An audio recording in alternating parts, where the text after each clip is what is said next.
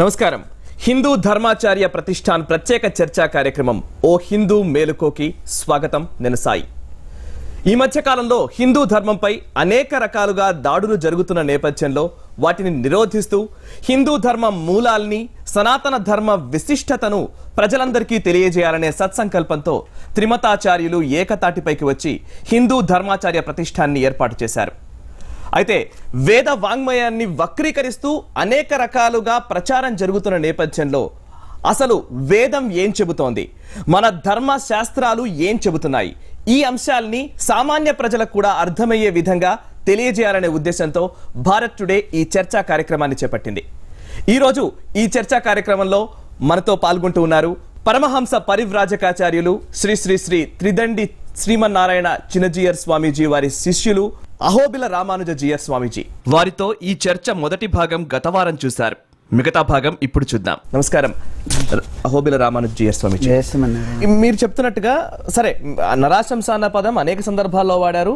ఆయా సందర్భానికి తగ్గట్లుగా అక్కడ ఒక అర్థం మనం తీసుకోవాల్సి ఉంటుందని మీరు చెప్తున్న అంశం. కానీ అన్ని సందర్భాల్లోనూ నరాశంస అనేది వచ్చిందంటే మహమ్మద్ ప్రవక్త అంటున్నది వాళ్ళ వాదన.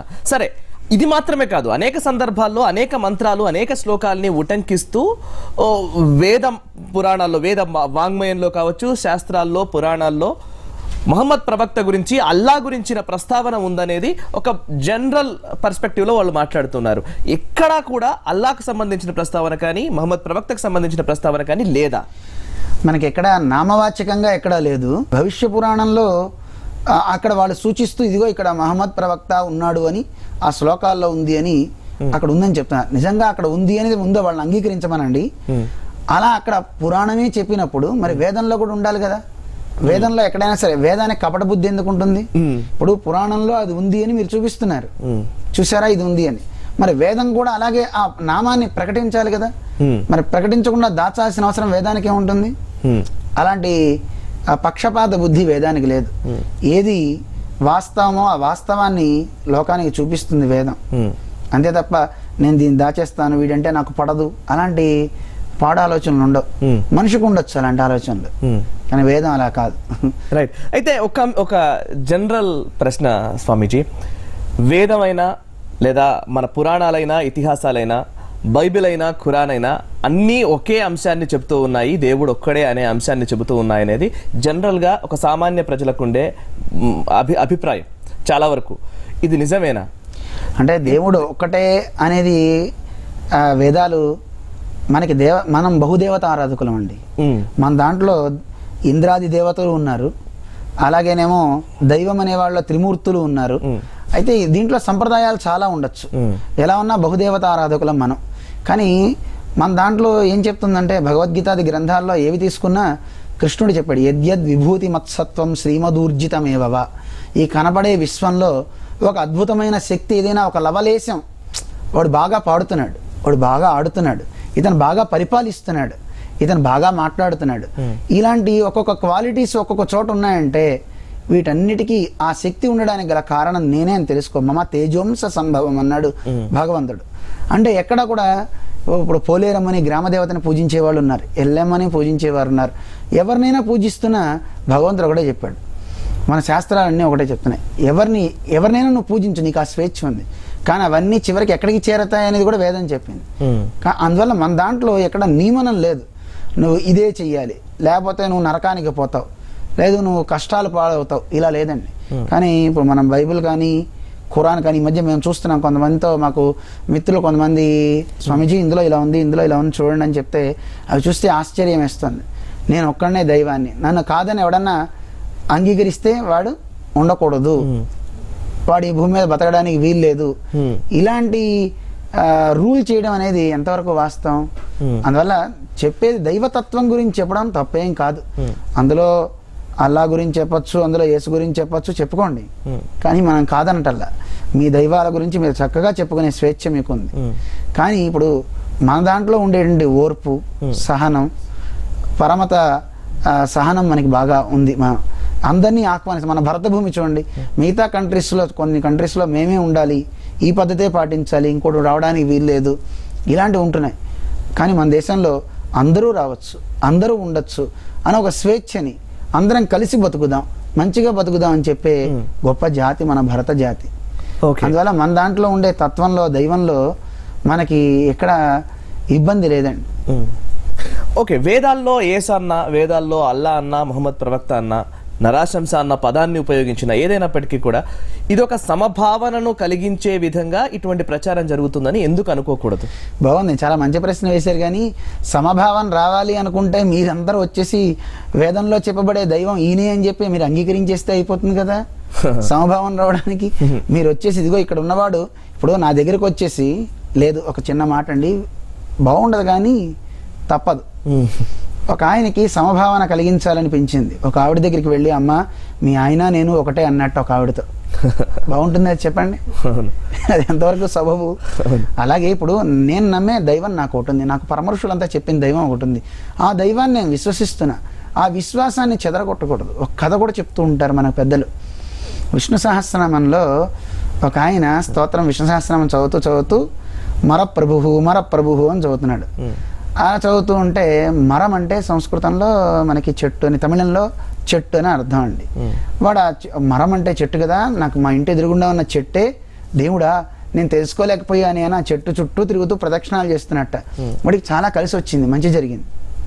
మంచి జరిగితే ఒక బాగా విద్వాంసుడు ఒక ఆయన వచ్చి, ఒరే ఏమిటా నువ్వు పూజ చేస్తున్నావు, ఎందుకు ఈ చెట్టు తిరుగుతున్నావు అంటే, అయ్యో విష్ణు సహస్రనామం చెప్పింది కదండి మరప్రభు అని, అందువల్ల నా చెట్టుకు కూడా ప్రభువు స్వామేనండి, అలాంటి నా స్వామి ఈ చెట్టులో కూడా ఉన్నాడండి అని చెట్టు తిరిగితే వాడు అన్నట్ట, ఎరా నీకు అసలు బుద్ధి లేదా, నువ్వు అమర ప్రభువురా, అది దేవతలకి ఆయన ప్రభువురా, తప్పు చదువుతున్నావురా అని చెప్పగానే వాడి విశ్వాసం కాస్త పోయింది.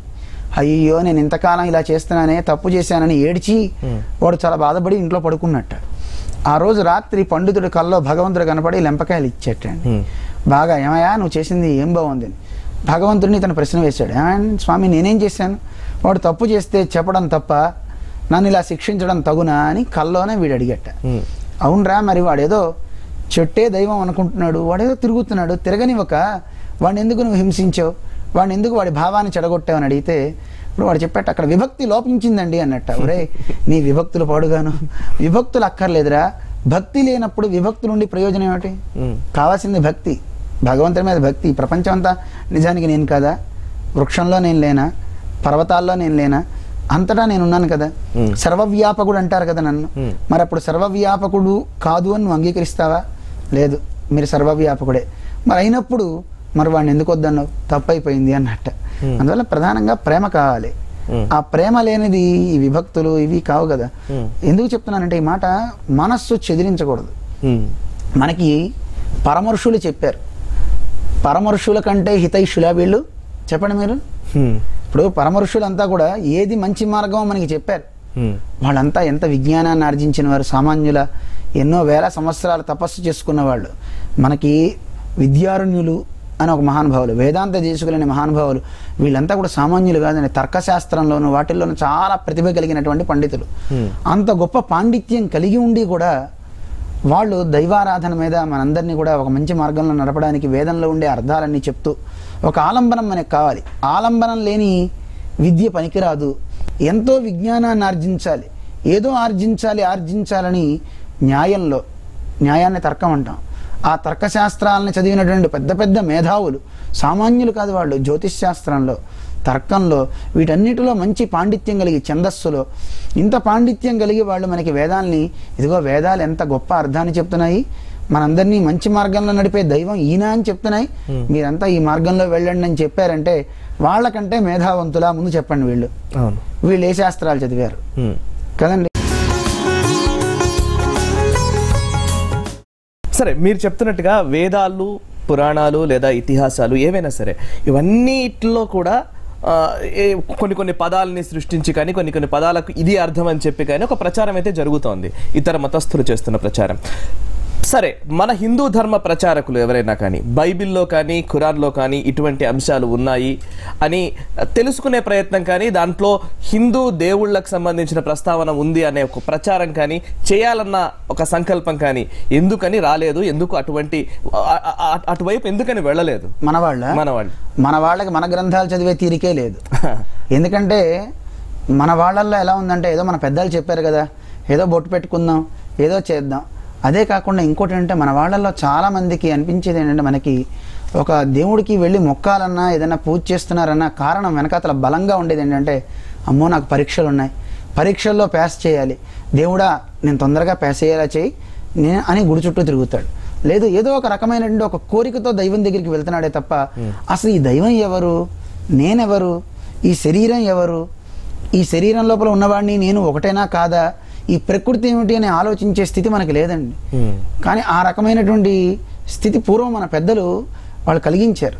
కానీ మేము ఒకందుకు ఇది ఏర్పడడం కూడా, హిందూ ధర్మాచార్య ప్రతిష్టానం ఏర్పడడం కూడా ఒకందుకు చాలా ఆనందంగా ఉంది. ఎందుకంటే ఇప్పుడు ఆ రకమైన భావన కలగజేస్తున్నారు ఈ ధర్మాచార్య ప్రతిష్టాన్ ద్వారా. మన త్రిమతాచార్యులు ముగ్గురు కలిసి యువకుల్ని తయారు చేసుకుంటున్నారు. అలాగే ఈ యువత వాళ్ళ తల్లిదండ్రుల్ని, వాళ్ళ చుట్టూ ఉండే పరిసర ప్రాంతాల్లో ఉండే వాళ్ళందరినీ కూడా ఎడ్యుకేట్ చేయాలి. మన ధర్మం అంటే ఏమిటి, దైవం అంటే ఏమిటో వీళ్ళందరికీ తెలియచెప్పాలి అనే స్థితిలో గ్రంథాలను ఒకసారి చూడాలి. మన గ్రంథాలే కాదు, బైబిల్, ఖురాన్, ఆ గ్రంథాల్లో ఏం చెప్తుందో కూడా చూడాలి. ఎందుకు అనుకుంటున్నారో తెలుసునా అండి, ఇలాంటి భావాలతో మళ్ళీ వాళ్ళు రాకూడదు మన దగ్గరికి. ఒకవేళ వస్తే ఒరే మా గ్రంథాలని మీరు ఇలా చేయడం కాదు, ముందు మీ గ్రంథాల్లో ఉన్న లోపాలు చూసుకోండి, మీ గ్రంథాల్లో ఉన్న తత్వం ఏదో చూసుకోండి, మీ గ్రంథాలు మాకు తెలుసు, మీరు మాకు చెప్పక్కర్లేదు అని ఒక భావాన్ని మన వాళ్ళు కలిగించడానికి ఇప్పుడు తయారు చేస్తున్నారు. శతగణం అలాగే శతసహస్ర గణాలని మన వాళ్ళు ఒక్కొక్క గ్రూపుగా ఎన్నో పల్లెటూర్లలో ఇప్పుడు గ్రామాల్లో యువత చాలా ఉత్తేజంగా ఉంది. ఈ ధర్మాచార్య ప్రతిష్టాన్ రాగానే అమ్మయ్య మాకేం పర్వాలేదు, దేశాన్ని కాపాడడానికి సైనికులు ఎలా ఉన్నారో ధర్మాన్ని కాపాడడానికి ఇప్పుడు ఈ ధర్మాచార్యులు ఉన్నారు, మాకేం పర్వాలేదు, మీ వెనక మేము ఉంటామని యువత అంతా వచ్చింది. ఇప్పుడు చాలా ఆనందంగా ఉంది. కానీ చేయవలసిన పని ఏమిటంటే ప్రతి తల్లి రామాయణాది గ్రంథాలు చదవాలి. ముందు మన మూల గ్రంథాలే మనకి రాకపోతే చాలా కష్టం. ఎందుకంటే గ్రంథాలు మనం చదవకపోతే పక్కవాడు ఎవడో వచ్చి చూసా నీ గ్రంథాల్లో ఈ లోపాలు ఉన్నాయి, ఇవి ఉన్నాయని చెప్పేసేవాడు తయారవుతారు. చిన్న ఉదాహరణ చెప్తా. మా జిఆర్ స్వామితో ఒకసారి మేము ఒక ఊరు వెళ్ళాం. ఆ ఊరు వెళ్తే ఒక తల్లి వాళ్ళ అమ్మాయి తీర్థాన్ని తీసుకోవట్లేదు, పూజ చేయట్లేదు అని చెప్పి నా స్వామివారితో చెప్పారు. స్వామివారు అడిగారు ఎందుకమ్మా అని. అంటే మా పక్కన ఫ్రెండ్ ఉందండి, ఆ అమ్మాయి చెప్పింది మీ దేవుడి కంటే ఇగో ఈ అల్లా గొప్పవాడు, అలాగే యేసు గొప్పవాడు అని చెప్పారు, అందువల్ల నేను ఆ దైవాన్నే నేను పూజిస్తున్నాను, అందుకని మన దైవాన్ని వదిలిపెట్టేస్తున్నాను అని. అప్పుడు వెంటనే ఇంకో మాట వేశారు ప్రశ్న. అవును నిజమేనమ్మా, మీ నాన్న చాలా చెడ్డవాడు తెలుసునా, మీ నాన్నగారికి లేని అలవాట్లన్నీ ఎన్ని అలవాట్లు ఉన్నాయని చెప్తే లేదు లేదు నాకు తెలుసు మా నాన్నకి ఏ అలవాటు లేదు, మీరు చెప్పకండి అంది. ఎలా చెప్తున్నా మీ నాన్నకి ఏ అలవాట్లు లేవని అంటే నేను చూస్తున్నాను కదా, మా నాన్న బయట ఎక్కడా తినడు, అసలు ధూమపానం అలవాట్లేదు, ఇలా మా నాన్న ఉన్నాడు, మీరేమో ఇలా చెప్తున్నారు స్వామీజీ అబద్ధాలు ఆడకూడదు మీరు అని ఆ అమ్మాయి స్వామిని ఖండిస్తే ఇప్పుడు స్వామి అన్నారు చాలా సంతోషం అమ్మా, చూసావా మీ నాన్న గురించి తెలుసు గనక నువ్వు ఈ మాట చెప్పావు, మరి నీకు మన వేదాల గురించి కానీ మన రామాయణం గురించి కానీ భారతం గురించి కానీ భాగవతం గురించి కానీ ఎప్పుడన్నా తెలుసుకునే ప్రయత్నం చేసావా, తెలిసి అప్పుడు ఆ అమ్మాయి చెప్పింది విన్నావా, ఓహో దీనికంటే ఈ గ్రంథం ప్రకారంగా ఈ దైవమే గొప్పదని నువ్వు నిర్ణయించుకున్నావా అని అడిగితే ఆ అమ్మాయి ఒకసారి తలదించుకొని స్వామీజీ నేను తప్పు చేశాను, ముందు మన గ్రంథాలు చదవడం ఆరంభిస్తా, రామాయణం చదువుతా, భారతం చదువుతా, ఆ తర్వాత అసలు ఆ దైవం గురించి నేను ఆలోచిస్తా అని ఆ అమ్మాయి చెప్పింది. ఇప్పుడు గొప్ప భక్తురాలు అయిందండి ఇప్పుడు అమ్మాయి. అందువల్ల ఏంటంటే మన వాళ్ళకి ముందు మన గ్రంథాలు చదవాలనే ఆలోచన పుట్టించాలి. పూర్వం తల్లిదండ్రులు పిల్లవాడికి పాలు పట్టించే దగ్గర నుంచి స్మృతి శతకాలు ఇలాంటివి చెప్పడం వల్ల, నీతి చెప్పడం వల్ల వాళ్ళల్లో ఒక ధర్మ దీక్ష ఉండేది, దేశభక్తి ఉండేది. ఈ రోజుల్లో దేశభక్తి మనకి కొదవైంది, దైవభక్తి కొదవైంది. ఒకవేళ ఉన్నా అది నామమాత్రమే తప్ప ఎక్కువగా లేదు. అందుకని మీరు రామాయణ గ్రంథాన్ని చదవాలి అన్నారు, రామాయణం కానీ మహాభారతం కానీ ఏదైనా సరే గ్రంథాన్ని చదవాలన్నారు. ఆ గ్రంథాలకు వక్ర భాష్యాలు కూడా అనేకం ఇప్పుడు ఈ సమాజంలో ఈ మార్కెట్లో దొరుకుతున్న పరిస్థితి. ఏది ప్రామాణికం అంటే మళ్ళీ అక్కడ కన్ఫ్యూజన్ ఉండే పరిస్థితి కూడా ఉంటుంది కదా. ఉంటుంది. అందుకే మన పెద్దలు ఎవరైతే ఉన్నారో, ఒక ఆచార్య పరంపరగా ఉన్నటువంటి గురువులు ఎవరైతే ఉన్నారో వారి ద్వారా చక్కగా మనం గ్రంథాలని తెలుసుకోవటం, ఆ గ్రంథాల్లో ఉండే రహస్యాన్ని తెలుసుకుంటే ఇగో ఇలాంటి నారాశంస చేసినటువంటి అపవ్యాఖ్యానాలను వదిలిపెట్ట బుద్ధి వస్తుంది. అసలు వాటిని ఉపేక్షించాలి అనిపిస్తుంది, వాటిని పట్టుకోవాలనిపించదు. అందువల్ల మనం గ్రంథాలను అయితే చదవాలి. రామాయణ మహాభారతాలంటే కథల రూపంగా మనకు తెలిసాయి కాబట్టి మనం కొంతవరకు వాటిపైన అవగాహన ఉంది కాబట్టి సరే. కానీ ఇప్పుడు వేద మంత్రాలకు సంబంధించి కూడా కోట్ చేస్తూ ఉన్నారు. ఇప్పుడు మీరు ఇంతకుముందు చెప్పినట్టుగా నరాశంస అన్న పదానికి అర్థం చాలా మందికి తెలియదు. దానికి ఎవరు ఏ అర్థం చెప్తే ఆ అర్థం తీసుకొని అది కరెక్టేనేమో అనుకునే పరిస్థితి కూడా ఉంటుంది. అటువంటప్పుడు సామాన్య ప్రజలకు ఏం చెప్తారు? సామాన్య ప్రజలకి మనం చెప్పేది ఏమిటంటే, ఇప్పుడు ఇలాంటి పదాలు ఎవరైనా ఒకవేళ చూపించి ఇదిగో నారాశంస అనే పదానికి, ఈ నరాశంస అనే పదానికి ఇది అర్థం అని ఎవరైనా అడిగితే వెంటనే ఒకసారి నాయనా మా గురువు గారిని కూడా మేము అడుగుతాం, అడిగి మేము చెప్తాం అనే స్థితికి రావాలి, తెలుసుకోవాలి. ఇందాక మనం చెప్పాం కదా, నరాశంస అంటే ఒక స్తుతి, ఒక గాథ, అలాగే ఒక యజ్ఞంలో వాడే ఒక చమసం, ఒక పాత్ర విశేషానికి పేరు, అలాగే మంత్రము అని పేరు, ప్రశంస అని పేరు, ప్రశంసార్హుడు అని పేరు, ఇలా ఎన్నో అర్థాలతో ఈ నరాశంస అనే పదం మనకి వేదాల్లో ఉంది. సామాన్య ప్రజలకు ఇటువంటి ప్రచారాలు ఎక్కడైనా జరిగినా, అటువంటివి వారి చెవిన పడినా ఎలా ప్రతిస్పందించాలి అంటారు? అసలు ఇలాంటివి ఎవరైనా చెప్తుంటే ముందు వాటిని ఎంకరేజ్ చేయకూడదు. ఎవరైనా చెప్తున్నప్పుడు ఇది ఏ వేదంలో ఉంది, అసలు వేదం నువ్వు చదివావా? ఎందుకంటే ఇప్పుడు ఈ నరాశంస అనే పదం వాళ్ళు చాలా మంది 31 సార్లు ఉంది అని చెప్తున్నారు. 31 మార్లు వేదంలో ఉందని అంటున్నాడు, కానీ ఏ వేదంలో ఉందో వాళ్ళకి తెలియదు. ఎందుకంటే ఎవరో ఒకరు చెప్పారు, దాన్ని పట్టుకుని ప్రతివాడు పుస్తకాలు రాసేసి 31 సార్లు రాశాడు. మొన్న మన టీవీలోనే మనం చూసాం, మన వాళ్ళు చెప్పారు, ఒక ఆయన గ్రంథాలు రాసేసాడు, అన్ని రాసేసి ఏమిటా ఇలా రాసావు, ఇవన్నీ తప్పులు కదా అంటే నాకు తెలియదండి క్షమించండి అని మన భారత్ టుడేలోనే అతను ఒప్పుకున్నాడని విన్నాం. అంటే నిలదీస్తే నాకేం తెలియదు అంటున్నాడు. మరి ఎందుకు రాసేవరా ఇవన్నీ అంటే, ఏమోండి వేరే పుస్తకంలో చూసి రాసేసా. అంటే ఎవడో ఒకడు ఒక దారిని పోతే ఆ దారిని వెళ్ళిన వాడిని పట్టుకుని అనుసరించి వీడిపోతున్నాడు. ఒక గొర్రె వెళ్తే ఆ గొర్రె వెనకాతల మిగతా గొర్రెలన్నీ పోయినట్టుగా. ఇప్పుడు ఈ నారాశంస అనేది 32 సార్లు వచ్చిందండి. మన వేద పండితులంతా కూడా 4 వేదాల్లో ఉన్నటువంటి ఈ పదాలను తీశారు. ఋగ్వేదంలో మనకి 13 సార్లు వచ్చిందండి. శుక్లయజుర్వేదం, కృష్ణయజుర్వేదం అని ఉంది. శుక్లయజుర్వేదంలో మనకి సుమారుగా మనకి 10 సార్లు వచ్చింది. అలాగే కృష్ణయజుర్వేదంలో 2 సార్లు వచ్చింది. సామవేదంలో 1 పర్యాయం వచ్చింది. అథర్వ వేదంలో 6 పర్యాయాలు వచ్చింది. మొత్తం వెరసి 32 సార్లు బ్రహ్మ విద్యల్లాగా మనకు కనపడుతుంది. మనకి ప్రస్తుతం ఉన్నది లభ్యమయ్యే వేదాలు ఇవి. ఇక మైత్రాయణి అని ఒక శాఖ ఉంది, అందులోనూ మనం చూడొచ్చు. అవి కూడా తీసి చూపిస్తాం, మా దగ్గర అన్ని ప్రమాణాలు ఉన్నాయి. మైత్రాయణి అనే వేదంలోనూ మనకు ఉన్నాయి ప్రమాణాలు. ఒకవేళ నారాశంస అనే పదానికి అర్థాలు ఏమిటనేది సామవేదంలో ఇంకా శాఖలు ఉన్నాయండి. సామవేదం 1000 శాఖలండి. మొత్తం 1131 శాఖలు ఈ వేదాలన్నీ కలిపి. వాటిలో మనకి ఇప్పుడు దొరికేవి కొన్నే. అటువంటి ఈ వేదాల్లో ఉన్న వాటిని మనం తీసుకుని మనం చూపిస్తున్నాం. అన్ని ప్రమాణాలు మన దగ్గర, మచ్చుకి మీకు 1-2 మంత్రాలు మనం ఇప్పుడు చూపించాను తప్ప ఇంకా మిగతా మంత్రాల్లో ఈ నరాశంస అనే పదానికి అర్థాలు చాలా అద్భుతంగా ఉన్నాయండి. అవి తెలుసుకోకుండా ఈ పదాన్ని తప్పుద్రోవ పట్టించి, ఇది మనం తెలుసుకున్నాక అయ్యో ఇదే నిజం కాబోలు, ఇలాగే మనం వెళ్ళిపోవాలేమో అనే స్థితిలో జనాలంతా వెళ్ళిపోతున్నారు. తప్పకుండా జనాలు, మన భక్తులంతా కూడా చేయవలసిన పని ఏమిటంటే, ఇలాంటి పుస్తకాలని మనం కొనద్దు. ఇలాంటి పుస్తకాలను మనం అస్సలు ఎంకరేజ్ చేయకూడదు. ఇలాంటి వార్తలు వినకూడదు. బలహీనతలు తొలగించుకోవాలి. భగవంతుడు నావాడు, నాది ధర్మం అనే స్థితి మనకు కావాలి. ఇప్పుడు చూడండి, భర్త అవిటివాడైనా చాలా మంది ఇంట్లో తన్ని పోషించుకుంటున్నారు. ఎందుకంటే పెళ్ళైన తర్వాత బాగానే ఉన్నాడు, కానీ కాలు విరిగింది, వదిలేస్తుందా? వదలట్లేదు కదా. కానీ తన్ని సంరక్షించుకోండి. కానీ మన ధర్మం అవిటిది కాదు, గుర్తుపెట్టుకోండి. మన ధర్మం చాలా గొప్పది. వాటి విషయాల్లో ఇతరులు చెప్పేటువంటి మోసపూరితమైన విషయాలలో పడ్డారా అంతే, మనకి లక్ష్యం అనేది ఉండదు. మనం ఉన్నత స్థానాన్ని చేరుకోలేం. మన మహర్షులు చూపినటువంటి బాటను వదిలిపెట్టిన వాళ్ళం అవుతాం. అందువల్ల ఈ ధర్మాచార్య ప్రతిష్టాన్ ద్వారా, హిందూ ధర్మాచార్య ప్రతిష్టాన్ ద్వారా మనందరం మంచి విజ్ఞులం అవుదాం, మంచి విజ్ఞానాన్ని ఆర్జిద్దాం. ఇలా ఎవరైనా సరే మన మత గ్రంథాల మీద మాటలు మాట్లాడే వాళ్ళని, వేదాల్ని మీరు చదివారు, వేదాలకు సంబంధించి మీరు చాలా అంశాలు మీరు చెప్పగలరు, అనర్గళంగా మాట్లాడగలుగుతారు. కానీ కొంతమంది క్రైస్తవ మత ప్రచారకులు ఒక ఆయన అయితే 60 సార్లు నేను వేదాన్ని చదివాను, వేదాల్లో క్రీస్తు ప్రస్తావన ఉంది అని చెప్తున్నారు. కొంతమంది ఈ ఇతర మతస్థులు కూడా కొంతమంది వేదాలు నేను అనేక సందర్భాల్లో అనేక సార్లు చదివాను అని చెప్తున్నారు. ఒక జీవిత కాలంలో అది సాధ్యం అవుతుందా అనే ఒక సామాన్య ప్రశ్న కూడా ఉంది. అది నిజమా? అంటే పారాయణం చేసుకోవడానికి పర్వాలేదు, కానీ అర్ధానుసంధానంతో చేయడం అనేది 60 సార్లు అనేది ఆశ్చర్యం.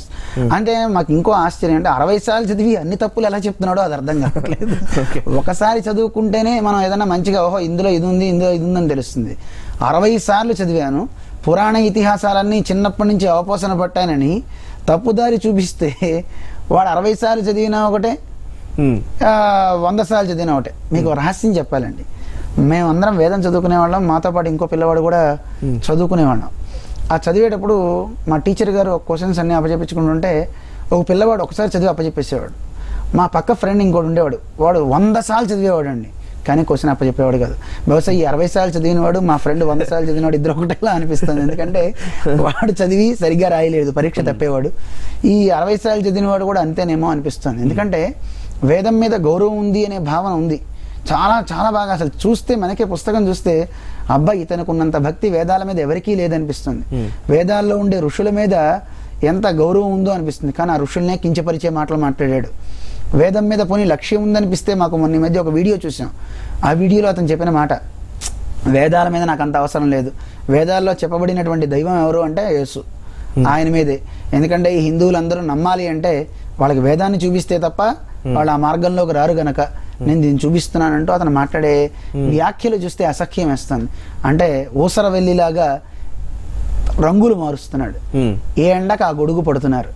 ఇలాంటి వ్యక్తులు సమాజాన్ని పాడు చేస్తున్నారు అనిపిస్తుంది. ఎందుకంటే నేను క్రైస్తవులందరిని అంటలేదండి, అందులో చాలామంది ఉత్తములు ఉన్నారు. ముస్లిమ్స్ని నేను అందరిని అంటలేదు, చాలామంది ఉత్తములు ఉన్నారు. ఎందుకంటే మేము వీసాకి వెళ్ళినప్పుడు అక్కడ మనవాడే ఒక అతను లోపలికి వెళ్ళడానికి వీల్లేదు, దండంతో దండం అక్కడ ఆ రూమ్లో పెట్టి వెళ్ళండి అని అన్నాడు. నేను పెట్టను, అవసరమైతే మాకు వీసా అక్కర్లేదు ఏమక్కర్లేదు అని వెళ్ళిపోతుంటే ఒక ముస్లిం వచ్చి కుర్రవాడు, స్వామీజీ ఆప్ జాయియే నా ఆప్కో కోయి డర్మత్ నహీ హై ఆప్ జాయియే అని, వాడు ఏ రకమైనటువంటి ఇబ్బంది పెట్టకుండా నన్ను చక్కగా పంపించాడు. అతను ఎంత మంచివాడు. నిన్న నేను ఫ్లైట్లో వచ్చేటప్పుడు కూడా మాకు ఒక ఆయన కలిశాడు ముస్లిం.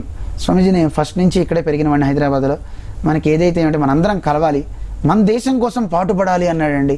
నా దైవాన్ని నేను పూజించుకుంటాను, మీ దైవాన్ని మీరు పూజిస్తారు అని. అలాంటి సమతాభావం కలిగిన వ్యక్తులు ఉన్నారు. సమతాభావన అంటే నా ధర్మాన్ని నేనెత్తిన రుద్దితే అది సమతాభావం కాదు. నేను నా ధర్మాన్ని ఆచరిస్తూ మీ ధర్మాన్ని నేను ప్రోత్సహించగలిగితే, మీ ధర్మానికి నేను ఆటంకం పెట్టకపోతే అది సమతా ధర్మం.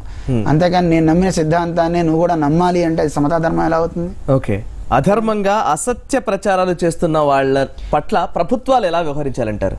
ప్రభుత్వాలు స్పందించాలి, కానీ దురదృష్టం ఏంటంటే అలాంటి వాళ్ళకే మొగ్గు చూపుతున్నారు. కారణం ఏంటంటే వాళ్ళే కదా ఓటేసేది. వాళ్ళు ఓటేస్తే వీళ్ళు గెలుస్తారు కదా అనే ఉద్దేశంతో వాళ్ళని ప్రోత్సహించడం తప్పని నేను అంటలేదండి. వాళ్ళని ప్రోత్సహించాలి. ఎప్పుడు ఎంతవరకు? ఎప్పుడు ఒకసారి నేను వింటూ ఉంటా మా గురుగారు చెప్తుంటే, ఆదరణ అంటే ఏమిటి అంటే, ఒక పామును ఆదరించాలంటే ఎలా ఆదరించాలి?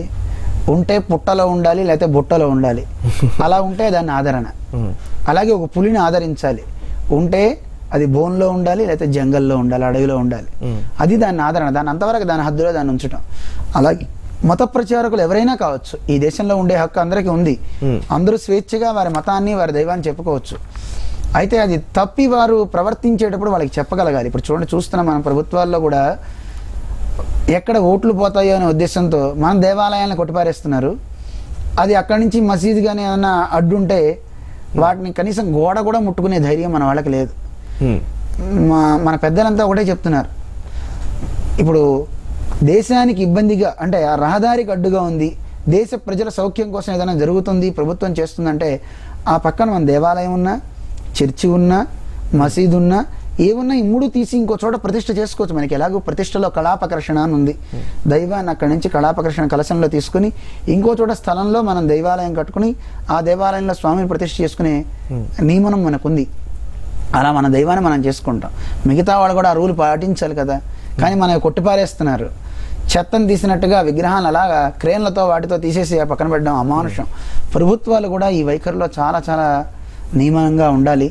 ఇలాంటి విషయాల్లో స్పందించి ఈ మత ప్రచారం చేసేవాళ్ళు అంటే తమ మత ప్రచారం చేసుకుంటే దైవం గురించి అయితే తప్పులేదు. ఇలా ఈ వేద మంత్రాలకి అపార్థాలు చెప్పే విషయాలు ప్రభుత్వం కూడా ఖండించాలి. అలాంటి వాళ్ళ విషయంలో యాక్షన్ తీసుకోగలగాలి. ఓకే, అలాంటి చర్యలు జరగాలనే ఆశిద్దాం స్వామీజీ. ధన్యవాదాలు స్వామీజీ, అనేక విషయాలు మాతో పంచుకున్నందుకు.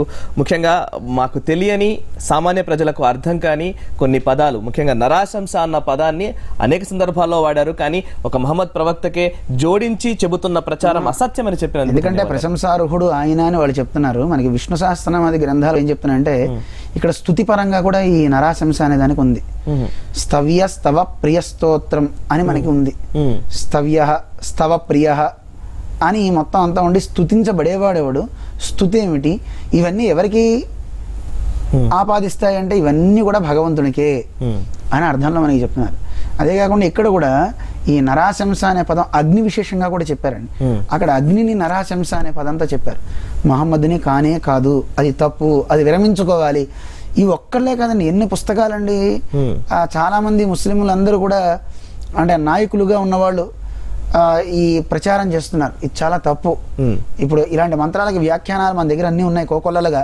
మా పండితులు ఉన్నారు, తప్పకుండా రావచ్చు, స్వాగతం పలుకుతున్నాం. ఇది తెలుసుకుని తప్పకుండా మీరు సరిదిద్దుకుంటే మనందరం సోదరులుగా బతుకుదాం, హిందూ సమాజంలో మంచిగా అడుగులు ముందుకు వేద్దాం. లేదంటారా రాజకీయ పరంగా అంటే రాజ్యాంగబద్ధంగా మీరు శిక్షార్హులు అవుతారు, ఇది తప్పదు. ధన్యవాదాలు స్వామీజీ. అనేక విషయాలు, సామాన్య ప్రజలకు తెలియని విషయాలు మాతో పంచుకున్నందుకు నిజంగా ధన్యవాదాలు. చూశారు కదా, మత ప్రచారం చేసుకోవచ్చు, కానీ అసత్య ప్రచారం మాత్రం సహించకూడదు. సామాన్య ప్రజలు మన గ్రంథాలని, మన విషయాల్ని ఫస్ట్ మనం తెలుసుకొని, ఒకవేళ ఎవరైనా ఇది అని చెబితే ఆ అంశం సరైందా కాదా, అతను చెబుతున్నది కరెక్టేనా కాదా, ఆ వ్యాఖ్యానం పట్ల మన ధర్మాచార్యులు ఏం చెబుతారు, ధర్మాచార్యుల్ని అడిగి, మన దగ్గర ఉన్న వాళ్ళు ఎవరైనా సరే, మన అర్చకులు కావచ్చు, పండితోత్తములు కావచ్చు, ఎవరైనా సరే వాళ్ళని అడిగి అది నిజమా కాదా తెలుసుకున్న తర్వాత దాని పట్ల మనం ఒక అడుగు వేయాల్సి ఉంటుంది. కానీ ఇది ఒక అంశం గురించి వేదాల్లో క్రీస్తు ఉన్నాడని, వేదాల్లో మహమ్మద్ ప్రవక్త ఉన్నాడని, లేదా అల్లా ఉన్నాడని ప్రస్తావన చేసినప్పుడు అది నిజమా కాదా తెలుసుకోవాల్సిన బాధ్యత మనందరిపైన ఉంటుంది. అసత్య ప్రచారం చేస్తున్న వాళ్ళ పట్ల ప్రభుత్వాలు కఠినంగా వ్యవహరించాల్సిన సమయం కూడా ఖచ్చితంగా ఆసన్నమైందనే చెప్పాలి. ఈ అసత్య ప్రచారకుల విషయంలో ప్రజలందరూ జాగ్రత్తగా ఉండాలి. చివరిగా ఒక్క భగవద్గీతలోని ఒక వాక్యంతోనే ఈ చర్చను ముగిద్దాం. స్వధర్మే నిధనం శ్రేయః, పరధర్మో భయావహః. పరధర్మం భయంకరమైంది, దానికి ఎంత వీలైతే అంత దూరంగా ఉందాం. చూస్తూనే ఉండండి భారత్ టుడే, దేశం కోసం, ధర్మం కోసం. హిందూ ధర్మానికి సంబంధించి ఎటువంటి సమస్య వచ్చినా, ధర్మంపై దాడి జరుగుతున్నట్లు మీకు అనిపించినా హెల్ప్ లైన్ నెంబర్కి కాల్ చేసి మీ అభిప్రాయాలు పంచుకునే అవకాశాన్ని కల్పిస్తూ ఉన్నారు. ఆ హెల్ప్ లైన్ నెంబర్ ఎప్పటికప్పుడు భారత్ టుడే స్క్రీన్ పైన మీరు వీక్షించవచ్చు.